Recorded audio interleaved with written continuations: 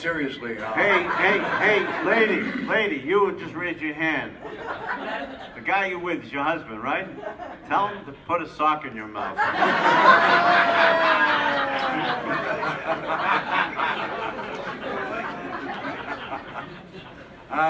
Let's see. You mean in the entertainment field? Whatever, your choice. God. You once told me about your gardener. You had a gardener that was really cool. A doctor? A gardener. A gardener.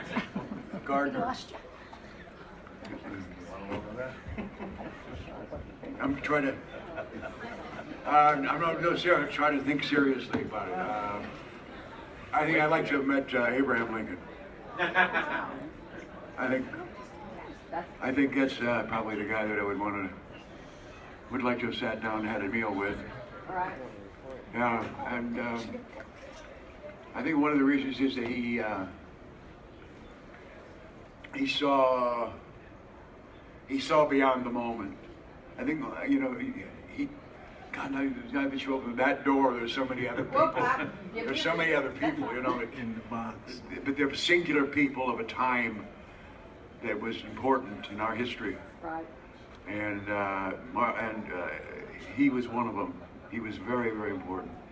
Going to Washington D.C. and just standing in the aura of that incredible monument. Right. It's just amazing to see the calm, the serenity of truth. Right. You know? And we're living in a world of bullshit now. So much bullshit. Left and right. And when you can get a guy that sees through all of it to see a larger picture, he's not just about the moment, is it? It's about, vision. And that guy had it. And I think we owe him that memory, we owe it a lot in this country. We don't give it a fair shake. We're too busy fighting among ourselves about who's right and who's wrong and who fucked up and who didn't. So it's a Sunday morning. Sunday morning. That's it. Excuse me, gentlemen. Okay, his father was a Lutheran minister. That has nothing to do with anything. Well, it does. Oh, a little touchy there. Just because your father was a pagan. I'm not gonna rise. I'm not gonna rise to that. No matter what he does now. He's coming over here to say hello, say he's sorry, and ask my forgiveness. No effing way. Yeah, our paths crossed a few times. Absolutely. Sir. In working or just in... No, way in the business. In New York. In New York. Early days. Yeah. Back when, say in the 60s. Back when cross-dressing wasn't such a bad thing. He had eyes for me. Sir. Who did the driving in the series? Who did the most of the driving? I'll let David answer that. Well, I did. I had a mask and a thing that I put on to, I had to do all his driving because he'd run into walls and things like that. So they trusted me. So I did all the driving. He was a brunette in those days. Paul did his own driving. A lot. The idea about the stunt people, they only did some, and finally we got run off the streets by LAPD in downtown Los Angeles because it was our playground, and we used to tear around that place. It didn't, and it was with no thought about people or other vehicles or lights or anything. And David's got the underwear to prove it. That's true. Yeah, it's up for sale, by the way. David, this is for you. You had a huge hit in the 70s with Don't Give Up on Us, Baby. Yeah, don't throw up on me, baby. Would you ever go back in the recording studio and do like a follow-up, maybe all three of you? Are you serious? Let's not find out. Record that. In the back. Doug. If you can project your characters forward to modern times, what do you think happened in your minds to Huggy Bear, Starsky and Hutch? Post-police career and What do you think happened to him? Well, in fantasy, I mean, we talked about over the years and about what could have happened down the line, and I might have been in security in the town that I live in Las Vegas, you know, pointing out shills and doing stuff, and so sort of like they have people who do internet stuff who, you know, who used to be hackers they employed to it. So Huggy would have some kind of deal there, and I, you know, these guys would be someplace, and you know, for some reason, we'd find a reason to come together. So that's from my side, anyway. From my side, I always considered that I got thrown in jail, and that's where I met David again.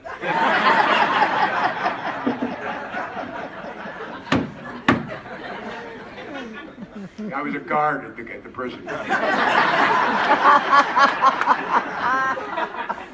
Yes, sir. it was great to see you guys in the remake. I just want to know, was it fun doing it with Ben Stiller? Yeah, I mean, we didn't do a hell of a lot with No. Ben or with Owen or Snoop, but it was fun. I hated it. Really. I hated the film. It didn't reflect the relationship at all. Too sarcastic. Fair. Yeah.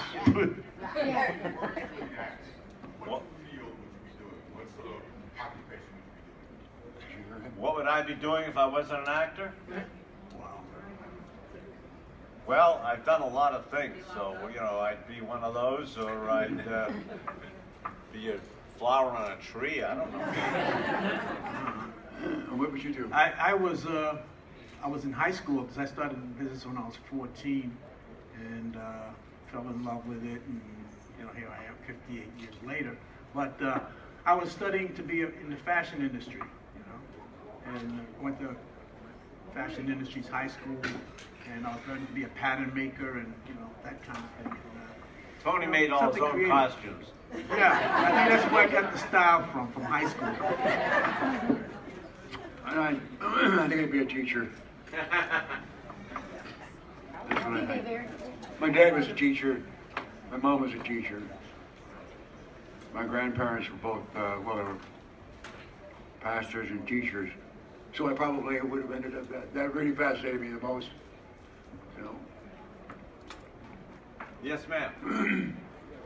As artists, as people doing your craft, was there ever, for each of you, one of those moments that you just realized, this was the best I could do, this is my moment, or perhaps it was, I finally made it, whether it was the series, Broadway, films, music?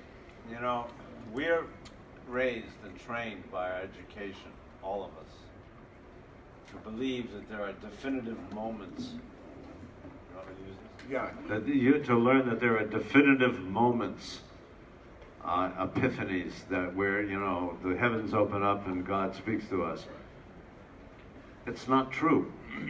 Your life is made up of a whole series of those journeys, those moments where you go, aha, and then it's made up of all those moments where you go, oh no. Yeah. I think oh, no. wait. He's an oh no. And oh no. I think those moments, and they keep getting, you can't say better, but you just, as you grow, you learn more. And they say wisdom is something you get after you need it. So it's just it's a process. You know, we're all on a journey. You know, we all journeyed to be here today. Nobody could have missed this deal. So we came from our lives and we've been through all our things. And your journey is the same as our journey, just different. Yeah. I feel there is no such thing as a final denouement. Like this is how I finally made it. The particular, if you're going to just isolate the artistry, if you want to call it that, of the actor, it's always the moment to the moment to the moment to the moment, and it never comes to it's always a work in progress. Always. I guess you could say I've been that lucky. You can say it. I can say it, and I will say it. The moment, the big aha, It's like, joke's on me. the big aha is when you drop dead. That's right. Joke's Yes, sir. I have a question for the panel. I've sat through a lot of panels, and one thing that a lot of people like to ask is, where did you guys get your start in acting? You know, Starsky and Hutch was this big success for you, but where did you start? You want to start? No, you go ahead. You want me to go ahead? Yeah, you start. Tony, you want to start? You know, I started as a child. I found a home, and I found people who were like me, and here I am still at it. But that film, and then as a child, you know, not being able to tell the truth and having to act my way through my childhood, created an opportunity for me to put that into practice and to get paid for it. Yeah, really. Go ahead. I'm going to finish your coffee first. Huh? Have a sip. All right. I didn't plan on being an actor. They call it an accidental actor. So I was studying political science, social political history, and I wanted to go into foreign service and our teaching. And then I was in Mexico and studying university down there. And I ended up hanging out with some students who had a strategy meeting. They were looking to get rid of the Yankee influx in Mexico. But that wasn't what was important. What was important was at the end of their meetings, they break out the guitars and they start singing Mexican folk songs. I loved it. They were great. And every Thursday night, they did this. And my brother and I would show up at this place called the Toulouse-Lautrec. There's a cafe down in the basement. And yeah, it's Toulouse-Lautrec. yeah, because a guy was from France and from Egypt. Little guy. Yeah. It was an art studio, and you want to tell the story? So anyway, one night they we show up every Thursday night and sit in the corner and we'd applaud. Yeah. He said, "Yeah, you come over to the table." So I did, and he gave me a guitar, my first guitar, and he taught me the songs. And when I got back to the States, it was right in the middle of the summer, and I couldn't get a summer job because all the summer jobs had been gone. But I went into this little studio, this little place called the 10 O'Clock Scholar, which is a coffee house those days, 1961, 62, something like that. Oh, wake up. Okay, you might learn something. Anyway, and I got the audition. I was the only blonde, blue-eyed Norwegian who could sing a Mexican folk song. Thank you. Let's do it. And then out of that, I was asked if I wanted to do a play. It was The Rhymers of Eldritch, right? Which is what's his name? I can't remember the author. Who wrote that? Lanford Wilson. Lanford Wilson wrote that. And I went and I played as an 86-year-old man. And I remember Carol O'Connor was sitting like right with a little elf here with the elf. And he didn't know it was me. And I think that was the inspiration right there. So that's how it started for me. I want to add, he said something very definitive in that, because we talked about it today, it's about the light that you have. You know, when he said blonde, blue-eyed Norwegian, beautiful, beautiful man, you know, and that was one of the things that, you know, tell us a quick story about the bag on the head. See, I wasn't gonna say that. I'll sing it. No, it was an improvement, wasn't it? It got me. Well, I think a lot of you already know this. Was it a number 6 or a number 7? I'll try to do this real quick, Paul. You'll probably say, I wish you'd kept it on. I went to New York. Yes, Paul. Oh. I know. It does. Can I ask you a But question? it's true. Can I ask you a question about that guitar? What? Did it have strings? Yes.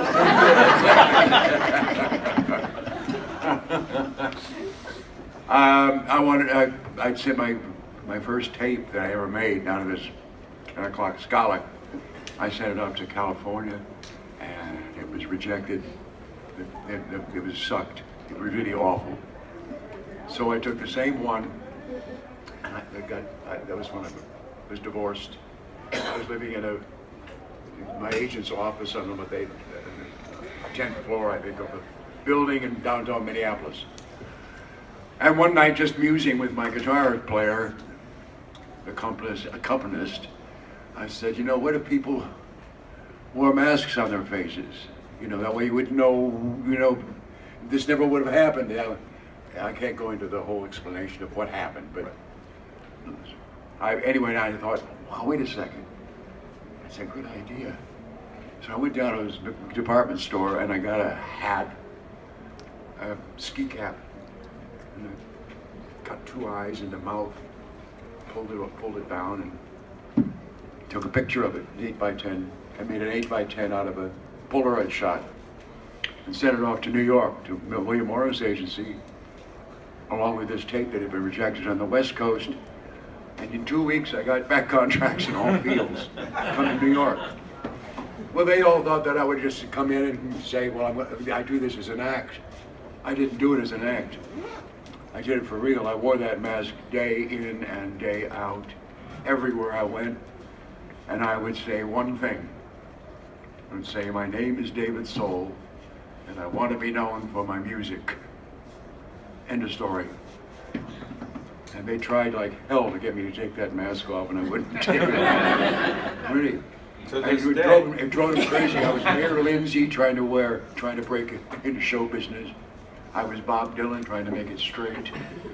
I became like this focal point in all these guys who did celebrity commentary and newspapers and stuff. We tried to open a bank account with a mask on. I'd take a taxi, and the guy would take one look in the mirror, because I'd hide behind the guitar case as I got in, and then drop it down, and he suddenly had his face with a mask on it. He said, "Not me, buddy, not me." I went to an agent's office. They dropped me off ahead of time. My name was different when I wasn't wearing the mask. I had a different name. And we got a contract with Merv Griffin, and that got me a show called Flipper. And I just off Broadway, off Broadway, and it just kind of snowballed from there. But it was all unintentional. All I wanted to do was sing. Sing? Yeah. That's a long. Oh, you're up. Doesn't remember the question. Wake up, Paul. How did you get into acting? It's probably more relevant to say how did acting get into me. There you go.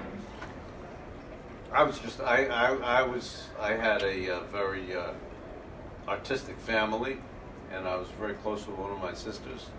She and I used to play a lot of, do a lot of acting and performing and like that. You're lucky there's a top on that one, because you would have had wet pants. And so that's, I believe that that's what the influence was. That's where it seemed to have started. But you don't know. You don't know. You don't know. That's a tough question for me, because I don't know. All right, follow-up question to that. Oh, I'm sorry. Go right ahead. Hello, gentlemen. Hello? Hello. I'll speak for the gentleman part. Did you, when you were making the show, did you ever think that 40 years later you would be just as popular or have such a following? I mean, this show is pretty timeless. You never know. You never know. Yeah. You know, I turned to David outside the It's little not theater. an irrelevant question, actually. I went, let me finish. I thought you were finished. You should have pointed that thing at me. I turned to, Pointed your thing to me. I turned to David outside the little theater at Fox where they would screen things. They were screening the pilot of Starsky and Hutch. We were sitting outside, I guess having a cigarette or something, and I turned to him and I said, "Thank God this is over." Well, we both felt that way. Yeah. Yeah. We didn't expect and hope that it was going to go to a series. Wow. What didn't you like about it? Because we were above all that. We were above television. We were artists. We were going to do film and theater. There's a young man by the name of Paul Michael in the back there, and I want to call on him. What was your favorite episode of the show that you worked on? A favorite episode? Yeah. Gee, do you have a favorite episode? You? He asked you. No, I don't. First of all, I can hardly remember them. I think there were a lot of moments. I was just going to say the same thing. I mean, we just had a lot of moments, and it all blurs together because it all got, it's like, maybe when David would direct or I would direct, you'd have a little more sense of the totality of the particular episode you were working on. But by and large, it was, that was a good day. That was a terrible day. And it's a job. It's a job. And, it's a very visible job and fills other people's lives with God only knows what. But and Paul rightfully he said oftentimes, I want to work on my craft. And we use something like Starsky and Hutch as a way of working on craft. You take chances that you wouldn't normally take, and that's what's fun. The fun part of acting is taking chances, is leaping into an unknown situation, and then finding a way through it. You have the basics, but then you sort of like trust each. There's a lot of trust involved. We have a great time together. We fought like, we fought like people around us would turn their heads and go, oh, Jesus, here they go. But it was always with respect, because we had enormous respect for each other. And I'll tell you something I never told anybody. He was a semi-pro ball player. He had a body like a tree trunk. I mean, he was just, he was just, forget about it. And not anymore. And we'd get into these arguments, and I would push him and push him and push him and push him. And if he'd ever hit me, I wouldn't be here. Well, from my perspective, yeah, I want to hear your perspective. My perspective, just watching these guys, go through exactly what they're talking about, and and realize that each moment, it was about the laughter, it was about the dressing room, it was about, them going into the trailer and working it out, and sending down new pages and fighting for integrity, what they thought was integrity. They thought we were fighting in the trailer. Right, they weren't really fighting, but I don't know how I wasn't there. But to me, it was an emotional journey, because when you look back, for me, the pilot, because I never thought this would turn into anything for Huggy Bear, Antonio Fargas. I thought it was kind of like a one-off kind of deal, and then they said, oh no, you're signed for a series for a number of shows. But there was one show that David directed that was about Huggy Can't Go Back, and there was so many components of that, and it was sort of nearing the end.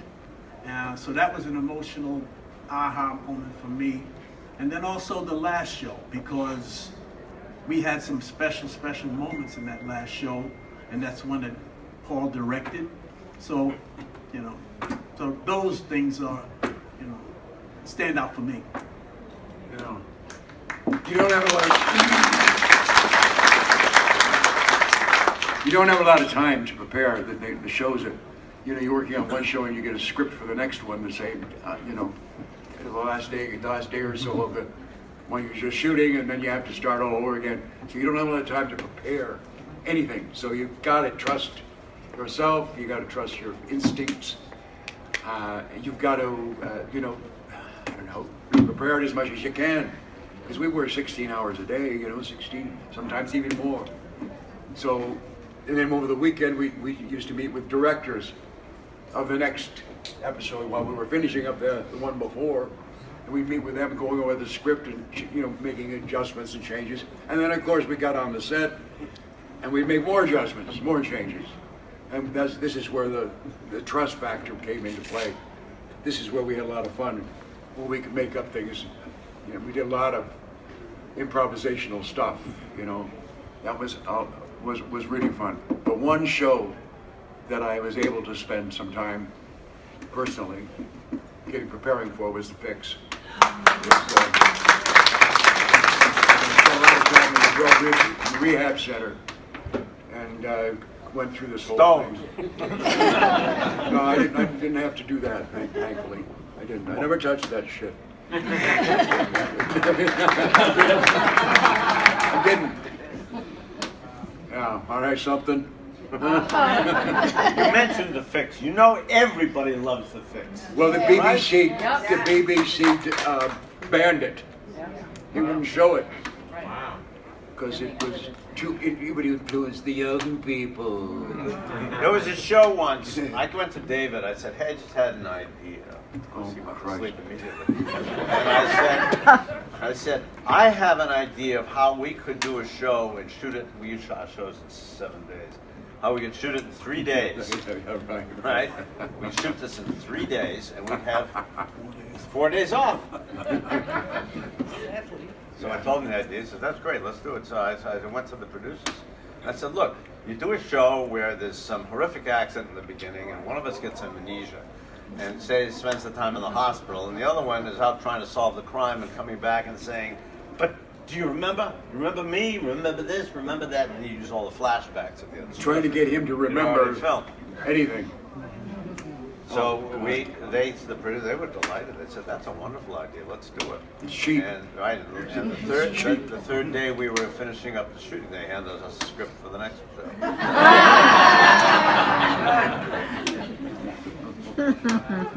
Oh, we had some raucous, lovely, wonderfully funny. We did this scene, I remember, we just shot 58 times. Oh my gosh. Because we couldn't stop laughing. Oh, I thought you were going to say it 58 times because I kept wanting another take. That too, but yeah. You know, getting another take doesn't take the time. It's the time is setting it all up. Right. And that's what takes the time.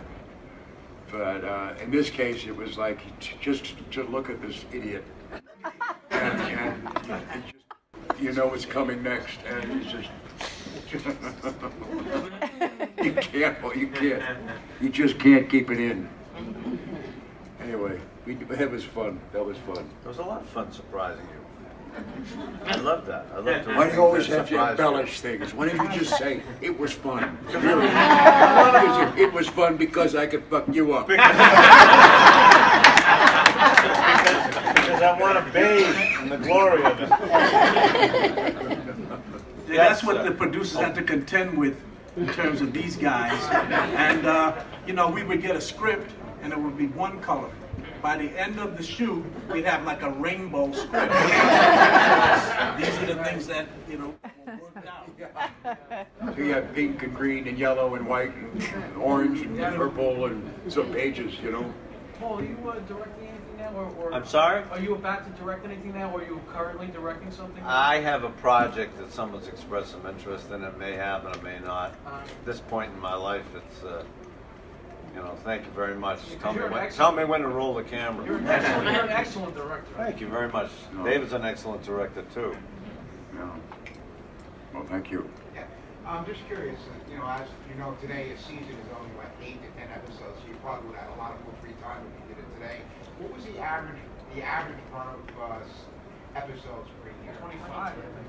23, 22. Wow. The average number of episodes? Yeah. Right. Yeah, it's like Yeah, 22. It's when we first started out, it was 26. Was it? Yeah. Oh, shit. Really. And then they just keep cutting it back. Then it went down to 13. Yep. And then there's 10. And then there's 6. Any way they can cut costs to put more money in their pockets.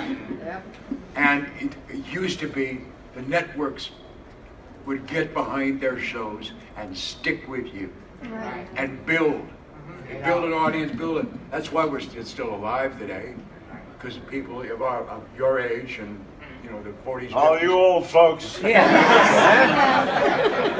the wrinklies, they remember that as kids, and they grew up with it. But today, if it doesn't have, there's a success, it's gone. Gone like that. Corporate now, is that what it is? Yeah. Is it more corporate? It's a common thing. But then I suppose that goes with the territory in the sense that there's a lot more outlets now.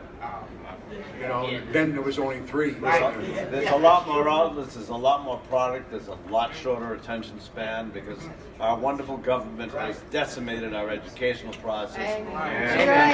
People don't think anymore. They're They don't sheeple. sit there and go, oh, I want to make a choice. Sheeple. Yeah. Don't get me started. Yes, sir. David, your experience working with Clint Eastwood on Magnum Force, what was that like? What was it like? Yeah. San Francisco's wonderful. Was that before Starsky and Hutch? Yeah. 73, I think. It was as a result of that I got the job, or I was offered the part of Hutch. I didn't want to do Hutch at the beginning. I wanted to do Huggy Bear. You want to do Not a bang. and he wanted to do Hutch. Didn't work though. Sir. Yeah, David, Salem's Lot was great. Just if you could talk about that a little bit. Sound what? Salem's Lot. Salem's Lot. And what about it? Scary as hell. You can always change channels,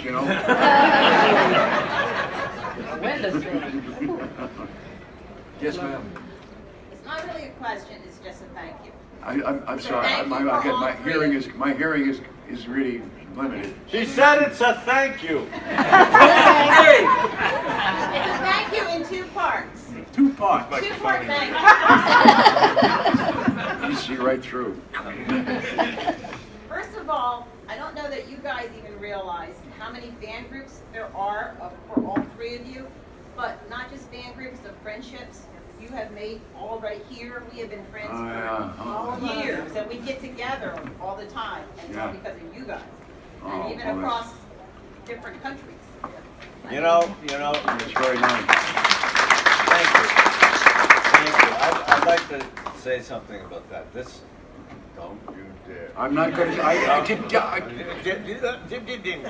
That's awesome. The thing you're saying is so important because it's what we're all looking for in this life. We're looking for connection. We're looking for communality. We're looking for you're having. This is what life is like for you. This is what life is like for me. And for David and I, there was only one thing we were really, really passionate about, was trying to capture that, trying to be as real as we could be, and and show people and share with people that it doesn't have to just be entertainment. How many times have you heard people say, "Oh, well, I just want to be entertained. I don't want to go into it." No, you don't want to just be entertained. I mean, storytelling is a very sacred thing, and it exists because it emphasizes and allows us to teach what we pass on to each generation. And so that goes all the way to our churches and our synagogues and everything. And that's why we all commune. We come together for that reason. So I appreciate you saying that. Gentlemen, We have 5 minutes left. Well, it's up to you. We're on a roll. We're on a roll here. I got other people coming in. In the back. Star Trek. Did I? Star Trek. Yeah. Star Trek, original series. How was she, huh? What? You know I'm not going to answer this one seriously. What was the experience like with the makeup? He loved the makeup. Well, He always loved the makeup. let me tell you. I just didn't like the hairstyle. I immediately switched to a different salon. No, I don't remember, my friend. It just was, you showed up at an ungodly hour and they threw all kinds of crap all over me and my body. They put this stupid platinum wig on. And, you know, I thought, I was like, oh. But, you know, it was Star Trek and the girl was pretty. And, you know, what can I say? I drove to Paramount Studios and that was it. And I collected maybe, I don't know, I was under contract to Columbia Screen Gems and they paid me the astronomical figure of $250 a week. So I was alone out where they get the artists or the actors to go under contract to the studio. And then they loan you out. So they get the standard fee back, but they don't have to pay me very much. Then I would go to training classes for scene study and fencing and this, that, and the other. The lighting, you'd work with crews from various shows to learn how to, rigging, lights, electrics. You have to have props.